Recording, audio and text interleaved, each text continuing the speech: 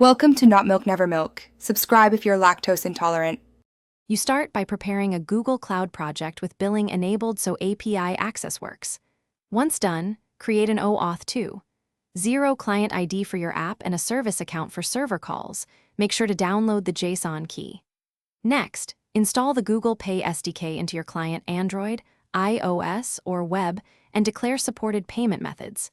This gets you past setup and into the first API request quickly, so you can test a basic payment token flow. Now implement the core requests. Build a payment data request that lists allowed payment methods and card networks. This controls what users see.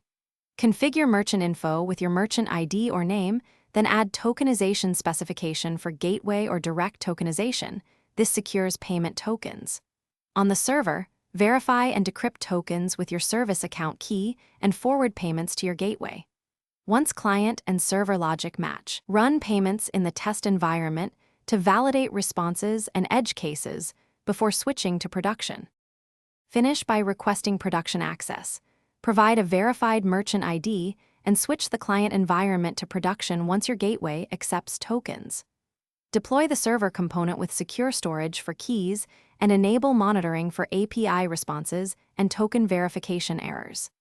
If something fails, check OAuth scopes, service account key permissions, and that the tokenization specification matches your gateway's expectations. Often a permissions or mismatched config causes most issues.